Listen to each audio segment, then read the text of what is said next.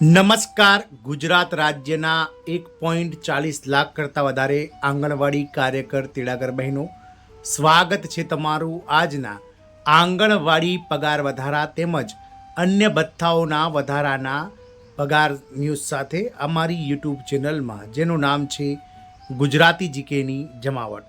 તો રાજ્ય સરકારના મહિલા અને બાળ વિકાસ વિભાગના નેજા હેઠળ કામ કરતા લાખો આંગણવાડી કાર્યકર તેડાગર બહેનો દ્વારા તેમજ ખાસ કરીને આંગણવાડી કાર્યકર બહેનો દ્વારા તારીખ 5 માર્ચથી ઓનલાઈન જે કામગીરી છે તેનો બહિષ્કાર કરવામાં આવ્યો છે.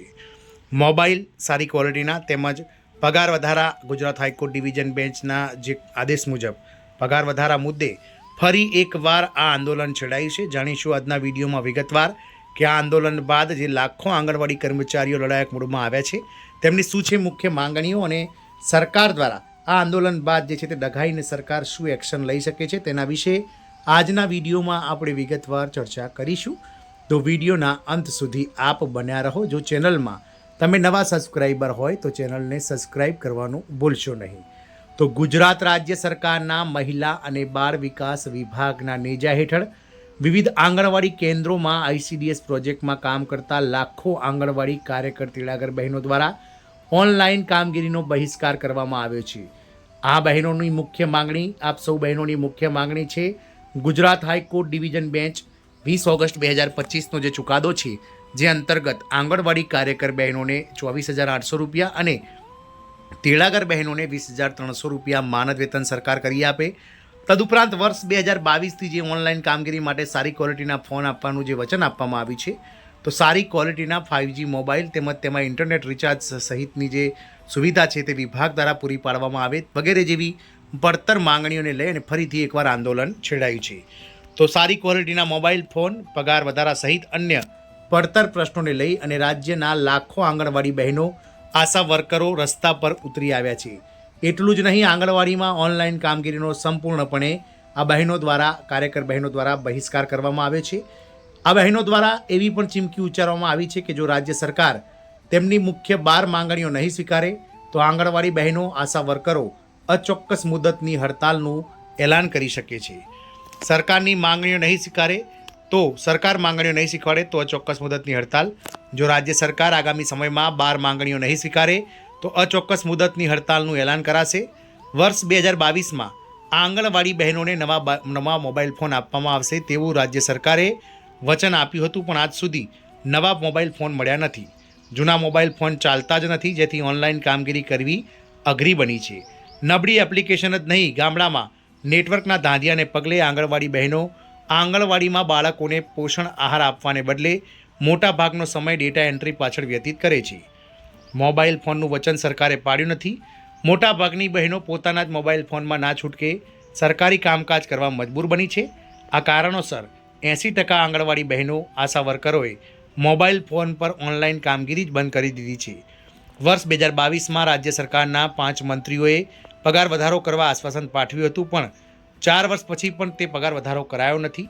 સરકાર હાઈકોર્ટનો આદેશ પણ માનવા તૈયાર નથી. છેલ્લા ઘણા વર્ષોથી માનદ વેતનમાં કોઈ જ વધારો કરાયો નથી.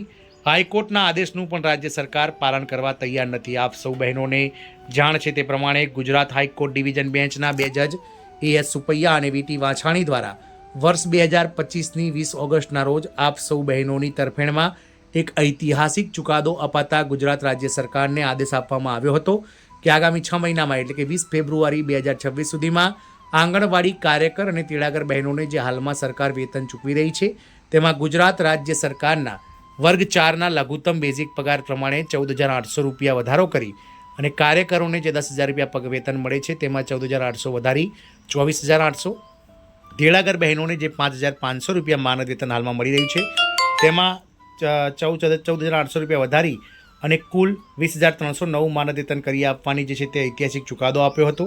આ ચુકાદાના બાદ પણ 4 બજેટ રજૂ થયા પછી પણ લાખો આંગણવાડી બહેનો, આશા વર્કરો વિશે જરાય ધ્યાન અપાયું નથી. જ્યારે આંગણવાડી બહેનો અને આશા વર્કર સરકારનું પાયાની કામગીરી કરતા કર્મચારીઓ પૈકીના એક છે, જો કે તેઓ સતત ઉપેક્ષાનો સામનો કરી રહ્યા છે.